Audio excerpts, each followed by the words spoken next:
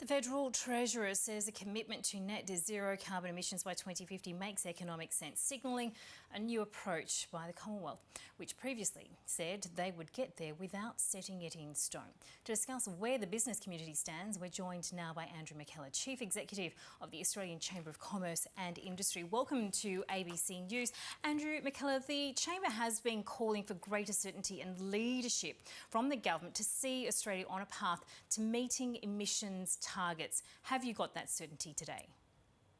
Well, look, I think it's certainly a step in the right direction by the Treasurer, Josh Frydenberg. So I think that's a welcome sign, but it's not yet an official government position. So I think here in the business community, the opportunities that are there achieving this sort of target are well recognised. So I think we would certainly encourage a fully bipartisan, fully multi-partisan consensus on this issue across all in the Australian political landscape. You encourage that, but are you confident that that will in fact be something that we see sooner rather than later? Well, I think it's important that we do. This is a signal that we have to send to the world. Honestly, it's not a big step. It's not a controversial step. It shouldn't be. I think there are more than 120 countries now around the world that have set these sorts of targets. So I think Australia, frankly, is late to the party on this.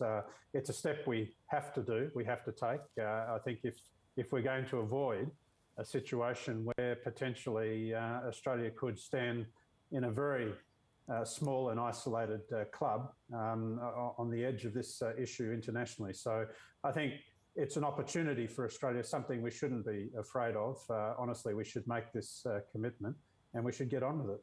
So what is at stake for business? When you mentioned there, of course, international pressure is now mounting with every moment that we continue to wait for these measures to come in place, to set the signals, to set the standard for business to be able to, accelerate the pace at which we reach carbon neutral.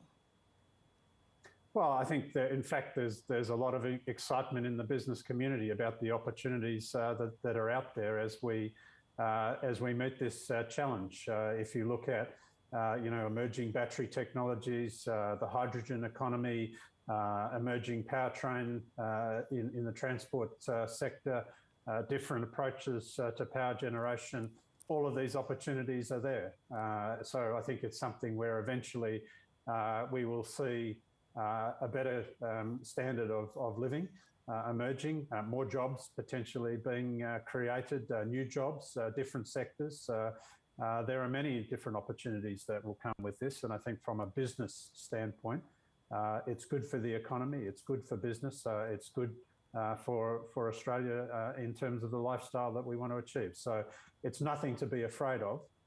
It's something that I think we should embrace and we should get on with it. Well, I'm going to turn our attention now to what's happening internally, domestically in Australia, because when it comes to economic pressures, of course, the pandemic has brought to bear a number of those as well, for the business sector and for everyone. But when it comes to those pressures on business, we're hearing today from New South Wales what it's looking to in terms of where we're moving with our vaccination rates in particular and the shift to opening up. We've also seen the response from the Queensland Premier, saying caution is required.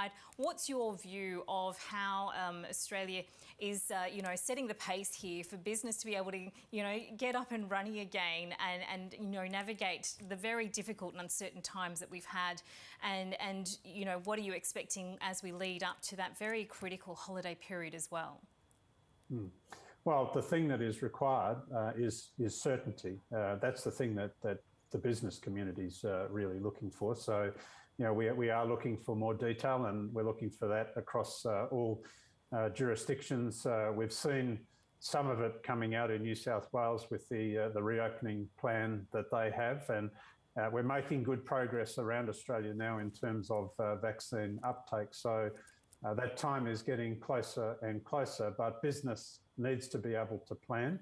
We need to know how the public health orders will be spelt out and how they'll be put into place. We need to know what sort of ongoing restrictions are going to be in place and what freedoms there will be, and whether those will apply equally to vaccinated and unvaccinated people or not.